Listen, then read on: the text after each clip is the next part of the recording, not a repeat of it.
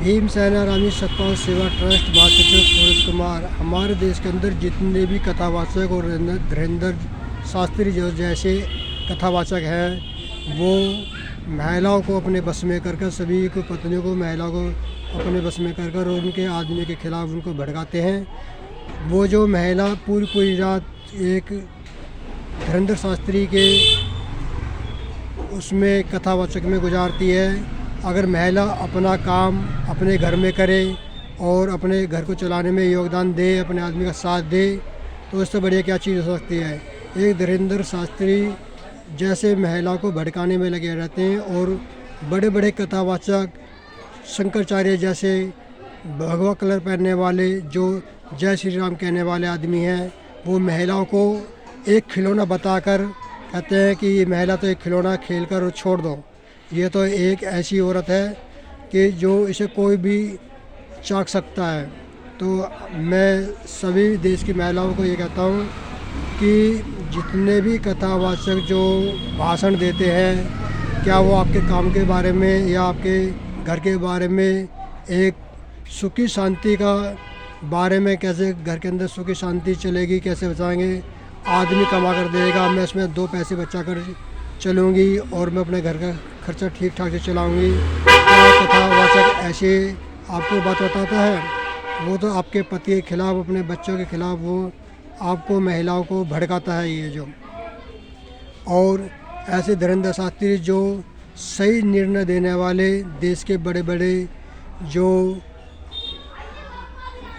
आदमी जो ऊंचे पद पर बैठे हैं और जो देश के न्यायालय में बैठे हैं और वो सही बात करते हैं, तो ऐसे कथावाचक ये कहते हैं कि ये तो एक कंस है, हम ऐसे आदमियों की छाती फाड़ देंगे मारकर, जैसे कि हिरण्यकश्यप की फाड़ी थी। तो ऐसे कथावाचक क्या देश के अंदर इन्होंने क्या जो देखे हैं कि जो धीरेन्द्र शास्त्री ने जो राक्षसों को देखा है, ये राक्षस खुद है जो एक पोशाक भगवा कलर पहनकर बैठे हुए हैं और देश की औरतों को ताकते हैं, कभी औरतों के ऊपर फूल फेंकते हैं।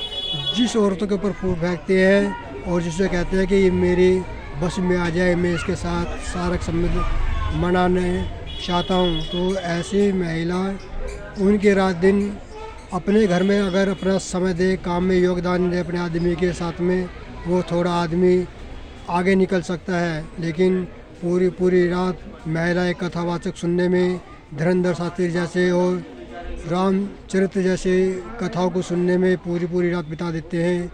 अगर उसके माँ बाप ये कहे बेटा तू इस काम को कर ले, तो उस काम को नकार देते हैं। तो भगवान बुद्ध ने कहा है कि जितने भी आज तक किसी भी भगवान को किसी ने देखा नहीं है, सिर्फ एक चर्चा सुनी है कि भगवान कैसे होते हैं।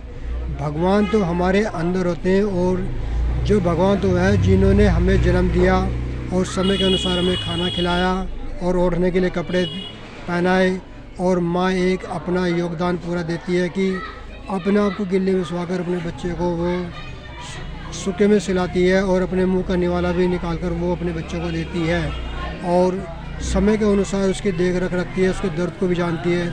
जब एक बच्चा बड़ा हो जाता है, उसकी शादी हो जाती है, तो वो अपने दर्द को, अपनी माँ के दर्द को भूल जाता है। एक पत्नी के उसमें पूरा दर्द को चाहने लगता है कि जैसे कि ये मेरी पत्नी सब कुछ है, मेरी माँ मेरे लिए कुछ नहीं है।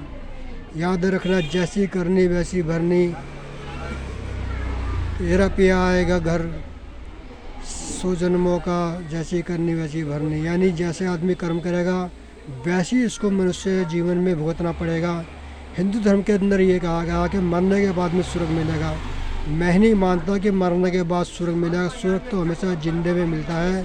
जो अपना जीवन अच्छी तरह बिताता है उसका अच्छा जीवन स्वर्ग में होता है, और जिसका जो रोटी पानी से व्यवस्थित से वो दुखी रहता है तो उसका जीवन इसी मनुष्य जीवन के अंदर नरक में रहता है। माँ बाप को कभी भी गलत नहीं बोलना चाहिए, अच्छे विचार रखने चाहिए। अगर हम अपने माँ बाप को कुछ दे नहीं सकते तो उसके बारे में कभी भी गलत टिप्पणी नहीं करनी चाहिए। मैं सभी भाइयों और सभी महिलाओं से कहता हूँ कि बाबाओं को छोड़कर अपने घर में योगदान दें, अपने पति का साथ दें, बच्चों को समझा कर चलें। और जो बच्चे अपने माँ बाप का कहना नहीं मानते तो वो जीवन के अंदर कभी भी सुखी नहीं रह सकते हैं। जो सबसे बड़ा गुरु तो माँ बाप होते हैं, दूसरा गुरु जो हमें शिक्षा देता है, तीसरा गुरु जो हमें हुनर देता है, हाथ पर दस्तार बनाता है, जिससे कि हम अपने शादी होने के बाद में अपने बच्चे पालन पोषण अच्छा तरह कर सकें और देश की सेवा भी कर सकें। बड़े बड़े ब्राह्मण लोगों ने तो पत्थर की मूर्ति रखकर तुम उनसे पैसे कमाते हैं, और हम तो अपना काम कर कर अपना पालन पोषण करते हैं। और बड़े बड़े धर्मदास शास्त्री जैसे उन्हें महिलाओं को अपने बस में कर रखा है और कथावाचक सुनाकर उनके घर के बारे में उनसे पूरी रात बाहर रखते हैं। तो मेरा सभी महिलाओं से कहना है कि अपने घर में अपने पति का योगदान दें, अपने घर की देखभाल रखें, कथावाचक बनना पड़े। सत्य एक यही है, जो तुम अपने मन से काम करोगे वही सत्य है। बाकी ये कथावाचक तो आदमी को लूट खसोट करने वाले हैं। बड़े बड़े राजमहल बना रखे हैं, अपने घर की पूंजीपति आदमी रात दिन मेहनत कर कर पैसा कमा कर लाता है, और जो उनकी औरतें हैं बड़े बड़े कथावाचक को दान देकर और उनके शरण में उनकी बातों को बड़े गौर से सुनती हैं और उनकी बात को मानती है अपने घर में आग लगाकर। मैं सभी महिलाओं को ये कहता हूँ कि शिक्षा से बड़ी कोई ताकत नहीं और कलम से बड़ी कोई ताकत नहीं है। जिसने कलम को अपना लिया, एक कलम 1 रुपये की पेंसिल वो तकदीर बदल सकती है। मंदिर की पत्थर की मूर्तियाँ तकदीर को फोड़ सकती हैं। वहाँ कुछ नहीं मिलता। जिस पे तुम्हें जिन पत्थरों पे तुम्हें विश्वास है वो कभी साथ नहीं देते। अपने ऊपर विश्वास रखो और आगे बढ़ने की कोशिश करो। जय हिंद, जय भारत, जय संविधान।